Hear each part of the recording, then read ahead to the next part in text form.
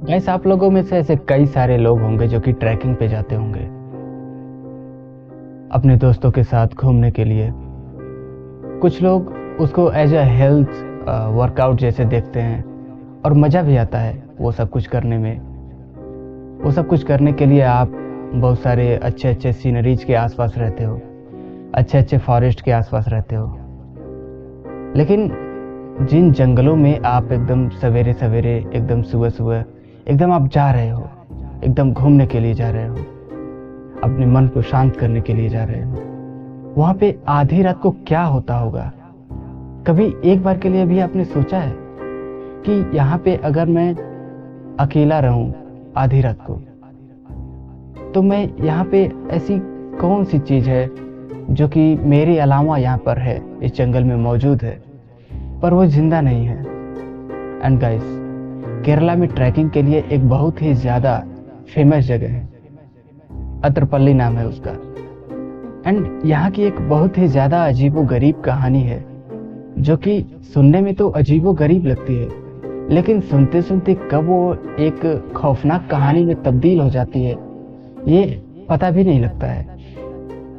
यहाँ पे ट्रैकिंग करने के लिए 3 लोग गए थे एंड उन तीनों लोगों को वहां पे कोई एक ऐसी चीज ने रोक लिया था, क्योंकि वो इतनी ज्यादा शक्तिशाली थी, क्योंकि वो इस दुनिया से नहीं थी, किसी और दुनिया से थी, भूतों की दुनिया से थी, आत्माओं की दुनिया से थी। एंड गाइस, ये जो कहानी है ये एकदम सुनने लायक है। आपको इसे अंत तक सुनना चाहिए, क्योंकि खासकर अगर आप ट्रैकिंग के लिए जाते हो तो आपको डेफिनेटली इस कहानी को अंत तक सुनना होगा। यह वीडियो शुरू करने से पहले अगर आप हॉरर और मिस्टीरियस कहानियां सुनना पसंद करते हैं तो इस चैनल को सब्सक्राइब कर दीजिए और इस वीडियो को लाइक कर दीजिए। आगे बढ़ने से पहले मैं आपको बता दूं कि ये कहानी बिल्कुल ही एक सच्ची घटना पर आधारित है। कहानी कुछ आज से तकरीबन 6 साल पहले हुई थी। सुहाना, राजीव, शिव नाम के 3 कुछ दोस्त थे जो कि कॉलेज में मिले थे। बहुत अच्छे दोस्त थे एंड हमेशा इकट्ठे रहते थे। लेकिन जैसे जैसे उनकी उम्र बढ़ रही थी उनको भी जॉब लगना शुरू हो गया था। ऑफ कोर्स घर के इतने प्रेशर एंड उसके बाद जॉब लग गई। एंड देन वही होता है जो कि हर ग्रुप में होता है, सूना पड़ गया था उनका ग्रुप। कोई भी एक दूसरे से मिल नहीं पा रहा था। लेकिन all of a sudden Rajiv ने एक दिन अपने व्हाट्सएप ग्रुप में एक मैसेज ड्रॉप किया। उसने कहा कि चलो ट्रैकिंग को जाते हैं। लेकिन कहाँ जाएंगे? फिर सबने मिलकर डिसाइड किया कि केरला के अत्रपल्ली, ये एक फॉरेस्ट है जो कि बहुत ही ज़्यादा जाना जाता है for the trekking, for the beautiful sceneries, for the waterfall. तो सबने सोचा कि वहाँ जाएंगे। और मेरा मानना है कि इस फॉरेस्ट में जाने के लिए सोचना भी एक गलत चीज़ है, क्योंकि आप सिर्फ सोच रहे हो जाने के लिए, आपको पता भी नहीं है कि वहाँ पे ऐसी कौन सी चीज़ है जो आपका इंतज़ार कर रही है, जो कि काले साए में अभी छिपी हुई है। और जब आप वहाँ पे अपना पहला कदम रखोगे, वो भी अपना पहला कदम रख देगी और वो आपको कुछ देगी नहीं, आपसे सिर्फ लेगी। और वो है जिंदगी। जिंदगी है इसकी कीमत। और यही चीज से वो लोग अनजान थे, एकदम अनजान थे। उनको वहां का इतिहास बिल्कुल नहीं पता था। एकदम इनोसेंट थे ये लोग इस चीज के लिए। लेकिन फिर भी वे लोग केरला के अत्रपल्ली फॉरेस्ट में, वे लोग उस फॉरेस्ट के करीब पहुंचते हैं। एंड सीरियसली उन्होंने एकदम सही सोचा था कि ये फॉरेस्ट बहुत ही ज़्यादा खूबसूरत है। एंड गाइस, वाकई ये फॉरेस्ट बहुत खूबसूरत है। यहाँ के वाटरफॉल, यहाँ के सीनरीज, वो लोग एकदम एंजॉय करने लग गए थे। अभी यहाँ पे एकदम हंसी मजाक कर रहे थे, एकदम मस्ती कर रहे थे। एंड वो लोग बस घूमते घूमते घूमते जा रहे थे। उनको एकदम दूर ना एक वाटरफॉल दिखाई दिया।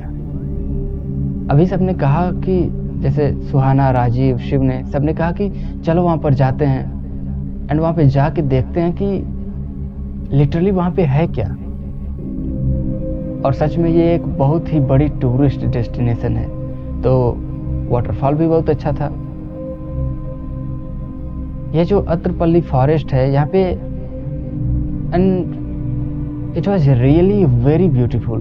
वो लोग गए उस वाटरफॉल के पास, वहाँ पर थोड़ा नहाए उन लोगों ने फोटोज खींचे। एंड जब सुहाना, राजीव और शिव ने जब सेल्फी ली थी, तो उस वक्त ना, जब सुहाना बहुत ध्यान से उस फोटो को देख रही थी, तो उसने देखा कि उसमें एक बच्ची है उस फोटो में, और उसको बहुत वियर्ड सा लग रहा था, क्योंकि उसके आसपास तो कोई था ही नहीं। फिर उसने ये सारी चीजें अपने दोस्तों को बताई। उसके दोस्तों ने भी कहा कि यहाँ पे तो कोई खास बच्ची हमें दिखाई नहीं दे रही है। सुहाना को वियर्ड लगा। अब वो तीनों एक आखिरी बार उस वाटरफॉल में डुबकी लगाने के लिए गए। सब लोग नहा लिए, अच्छे से बाहर निकल रहे थे। सुहाना और शिव, वो लोग बाहर निकल गए, अपने कपड़े वगैरह चेंज कर रहे थे। लेकिन जो राजीव है ना, वो ऑफ कोर्स बाहर निकलने की कोशिश कर रहा था, लेकिन उसको ऑल ऑफ अ सडन ऐसा लगा कि कोई तो है जो उसको नीचे खींचा। उसको किसी ने पानी की तरफ खींचा। नीचे राजीव ने नीचे की तरफ देखा तो नीचे की ओर कोई नहीं था। राजीव वापस से बाहर निकलने की कोशिश कर रहा था, लेकिन उसको बार बार ऐसा लग रहा था कि कोई तो उसको नीचे खींच रहा है। उसको लिटरली महसूस हो रहा था ये वाली चीज। सुहाना और शिव ने बोला, क्या अरे तू बाहर आ रहा है कि नहीं? फिर राजीव ने बोला कि मैं आ रहा हूं, लेकिन मुझे ऐसा क्यों लग रहा है कि कोई तो मुझे नीचे खींच रहा है। फिर सुहाना और शिव ने एकदम पकड़ के बाहर खींचा राजीव को, और वो बाहर आ गया उस वाटरफॉल से। उसने बाहर निकल के भी यही बोला, मुझे ऐसा लग रहा है कि पानी के अंदर कोई तो है जो मुझे नीचे खींचने की कोशिश कर रहा है। जब राजीव ने यही बात शिव और सुहाना को जब बताई थी, तो उस वक्त वो दोनों भी बहुत ज्यादा एकदम गहरे सोच में चले गए थे। ये ऑफ कोर्स राजीव हमारे साथ मजाक तो नहीं करेगा, बिल्कुल भी नहीं कर सकता। वो अभी वो धीरे धीरे अपने कदमों से बाहर आ रहे थे उस जंगल से। एक्चुअली ना, उन्हें ऐसा लग रहा था कि वो बाहर आ रहे थे, लेकिन वो बाहर आ नहीं रहे थे। वे लोग कितनी भी कोशिश करते ना, घूम फिर के एक ही जगह पे आ रहे थे।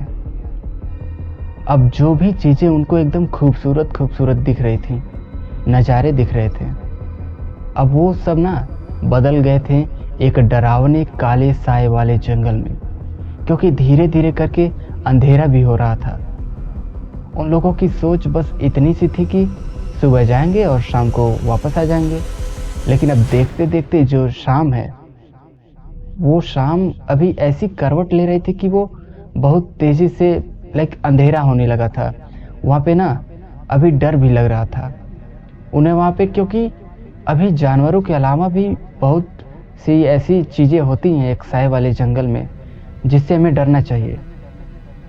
और ये उन तीनों में किसी न किसी को तो ऐसा मन में था ही।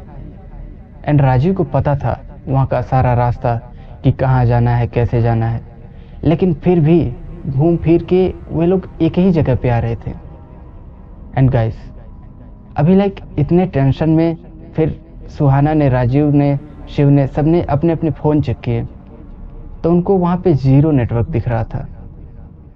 एक भी लाइन नहीं दिख रही थी। वो किसी को कॉल नहीं कर सकते थे और ना ही वो इंटरनेट का यूज कर सकते थे। अब उन सबको तो ऐसा ही लग रहा था कि उनको शायद से अपनी आज की रात यहीं पे बितानी होगी। अब राजीव को ही नहीं, बल्कि सुहाना और शिव को भी अब यही लगने लगा था कि कुछ तो आसपास कुछ तो गलत है, क्योंकि अभी कुछ देर पहले इतने सारे लोग हमारे आसपास मंडरा रहे थे, घूम रहे थे। अभी यहाँ पे कोई भी नहीं है, पूरा जंगल सन्न पड़ चुका है। हमने ये सोचा था कि हम सुबह जाएंगे, शाम को चले आएंगे, और हम सबको अभी भी ऐसा लग रहा है कि हम लोग अभी अभी आए हैं। बहुत कम वक्त यहाँ पे हम लोगों ने गुजारा है, और लोग भी इतनी तेजी से गायब हो रहे थे कि ऐसा लग रहा था कि उन्होंने कुछ ना कुछ देख लिया हो इस जंगल में, शायद किसी शैतान को देख लिया हो, जो वो लोग इतने ज़्यादा तेज़ी से यहाँ से निकल गए। कोई नहीं दिख रहा था। अब धीरे धीरे करके आसपास के एकदम अजीबो-गरीब आवाज़ें आसपास से आना शुरू हो गई थी। हवाएं तो चल ही रही थी, लेकिन जो आसपास के पेड़ थे ना, सबसे ज़्यादा डरावने वो लग रहे थे। वहाँ से किसी की आवाज़ आ रही थी, किसी औरत की नहीं, किसी इंसान या आदमी की नहीं, बल्कि एक छोटी सी बच्ची की आवाज़ आ रही थी। धीरे धीरे करके अभी सुहाना को भी ऐसा लग रहा था कि शायद से कोई तो करीब आ रहा है, तो वो भागने लगी, लेकिन उसका पैर मुड़ गया और वो नीचे से मतलब अचानक से गिर गई। गिरने के बाद वो वापस से उठी एंड वो चलने की कोशिश कर रही थी, लेकिन फिर भी वो चल नहीं पा रही थी क्योंकि उसका पैर मुड़ चुका था। फिर तीनों एक जगह रुके। उन्होंने सोचा कि ये शायद से सच नहीं हो सकता, बिल्कुल नहीं हो सकता, ये हमारा महज एक वहम है, तो हम यहाँ पर थोड़ी देर के लिए रुक जाते हैं। लेकिन अब शाम नहीं, रात हो चुकी थी एंड देखते देखते सुहाना भी अभी थोड़ा बेटर फील कर रही थी। उसका जो पैर में जो चोट लगी थी ना, शी वॉज फीलिंग हाँ ठीक है, अभी मैं चल सकती हूँ, अभी हम लोग निकल सकते हैं, ऐसा उसको लग रहा था। अंधेरा हुआ तो क्या, मैनेज कर लेंगे। वो लोग निकले हैं, अभी वापस उठे, वो लोग बाहर निकलने लगे एंड फिर से कुछ आवाज़ें आने लग गईं, हवाएं तेज चलने लग गईं, वापस से वो सारी चीज़ें हो रही थी। लेकिन एक चीज़ और भी ज़्यादा बदतर हो चुकी थी कि अब तक सिर्फ बच्चे की आवाज़ आ रही थी, सुनाई दे रही थी, लेकिन अब वो बच्ची दिख भी रही थी। आसपास हर जगह घूम रही थी वो बच्ची, उनके चारों ओर वो घूमे जा रही थी, कभी लेफ्ट दिखती, कभी राइट दिखती। उसकी उम्र कुछ 6 साल की रही होगी, उससे ज़्यादा की नहीं लग रही थी वो। And all of a sudden वो अचानक से वो उन लोगों के सामने आ गई। सुहाना के एकदम सामने खड़ी थी वो, फटे पुराने कपड़े पहने थे उसने, और उसके हाथ में एक फूल था। एंड उसने सुहाना को कहा, दीदी आप ये मेरी बहन को दे दोगे? एक्चुअली उसने मुझसे मांगा था, पर मैं ऊपर पेड़ पर चढ़ी भी थी इस फूल को तोड़ने के लिए, लेकिन उसके बाद जब ये टहनी टूटी और मैं नीचे गिर गई, तो उसके बाद से मैं अपनी बहन के करीब जा नहीं पाती हूँ। उसे ये वाला फूल दे दो, इससे पहले कि ये मुरझा जाए। अब सुहाना अपना होश खो बैठी थी। उसने जोर जोर का चिल्लाना शुरू कर दिया था, क्योंकि अब वो बच्ची उसके सामने खड़ी नहीं थी, वो गायब हो चुकी थी। उन तीनों को समझ में आ गया था कि ये कोई और नहीं बल्कि एक बच्ची की आत्मा थी, जो कि इस घने जंगल में घूम रही है, भटक रही है। राजीव अभी मुड़ के जाने की कोशिश करने लगा था, लेकिन वो जैसे ही मुड़ा, उसको वही बच्ची वहीं पर दिखी, हंसते हुए, और उसके हाथ में फूल थे। वापस उसने यही कहा कि ये वाला फूल ये जो फूल है, मेरी बहन को जाकर दे दो। वो जहाँ पर भी मुड़ रहे थे, जहाँ पर भी देख रहे थे, उसको हर जगह वही बच्ची दिख रही थी।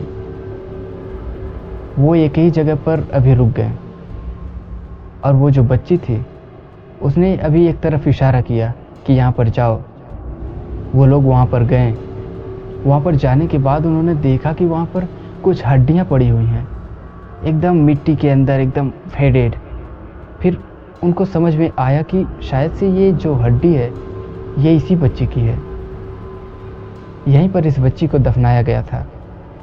ठीक है, वहाँ पर जाने के बाद उन तीनों ने माफ़ी मांगी कि उस वक्त शायद से आपकी मदद किसी ने ना की हो, लेकिन हम बाहर जाके ये बात सबको बताएंगे कि ये जो हड्डियाँ हैं, इसको सही इंसान के पास पहुँचाओ एंड इसकी अंतिम क्रिया अच्छे से करो।